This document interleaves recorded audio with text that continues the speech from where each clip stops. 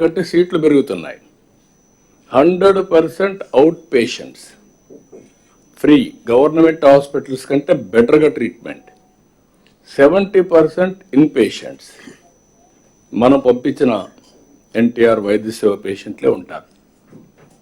ఈరోజు government hospital కంటే ఎందుకు ఒకప్పుడు వీళ్ళే సీఎం రిలీఫ్ కర్ణాటక లేకపోతే హైదరాబాద్, తెలంగాణ, చెన్నైకి పంపించారు. వై అంటే గవర్నమెంట్ సర్వీసెస్ అన్నీ కూడా చాలవనే కదా. అలాంటప్పుడు కార్పొరేట్ స్థాయిలో వైద్య సేవలు అందిస్తే మీకు నష్టం ఏంటి?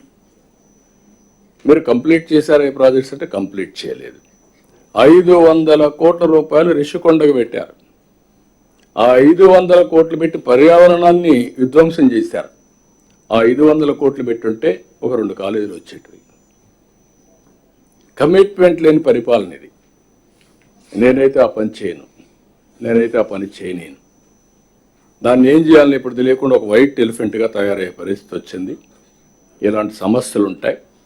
కాబట్టి ఈరోజు దేశం కానీ ప్రపంచంలో కానీ ఎక్కడ చూసినా ఒక విధానం అంటే గవర్నమెంట్ ఆఫ్ ఇండియా నెక్స్ట్ స్టెప్కి వెళ్ళారు. నీతి Aayog, public private partnership, viability gap funding, అనేక రకాలైన హైబ్రిడ్ మోడల్స్లో వెళ్ళారు. ఓకే, ఈ ప్రాజెక్ట్ మీరు చేయండి, దీంట్లో మీకు నష్టం వస్తుంది, 40% వరకు మేము ఫైనాన్స్ చేస్తాం, సబ్సిడీ ఇస్తాం. ఒక 5-6 ఏళ్ళు అయితే వైబిలిటీ వస్తుంది, సస్టైన్ అవుతుంది. This is the models are working. నేను వెల్ఫేర్ చేయాలి. ఇంకొక పక్కన కూడా గుర్తుపెట్టుకోవాలి మనందరం.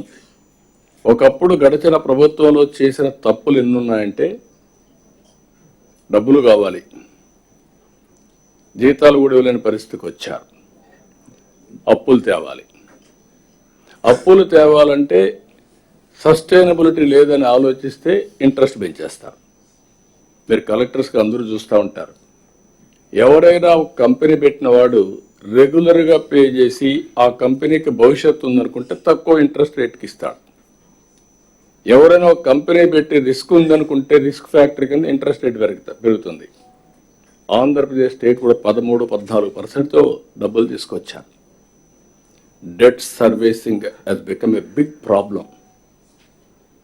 అంటే వడ్డీ కట్టాలి, అసలు కట్టాలి, మళ్ళీ మనం వెల్ఫేర్ చేయాలి. ఇంకొక పక్కన అనాలోచితమైన ధోరణితో ఆ రోజు మీరు చూస్తే అన్ని రాష్ట్రాలు ఎస్టాబ్లిష్మెంట్ కాస్ట్ తగ్గించారు. ఇక్కడ 100% చేసేసారు. రాష్ట్ర రెవెన్యూస్ మొత్తం ఎస్టాబ్లిష్మెంట్కి సరిపోతుంది, చాలుకొచ్చే పరిస్థితికి వచ్చింది. ఇక్కడ చెప్పిన వెల్ఫేర్ ఎక్కడి నుంచి తేవాలి? ఇప్పుడు ఇవన్నీ కూడా మళ్ళా ఒకసారి అందరిని కూర్చొని పెట్టి ఫైనాన్స్ డిపార్ట్మెంట్ని రీనెగోషియేట్ చేస్తున్నాం. క్రెడిబిలిటీ పెంచాం. ఇప్పుడు ఎక్కడ కూడా 9% కంటే వడ్డీ ఎక్కువ ఉంటే కార్పొరేషన్స్ కానీ గవర్నమెంట్ కానీ అన్ని రీనెగోషియేట్ చేసి తగ్గిస్తున్నాం.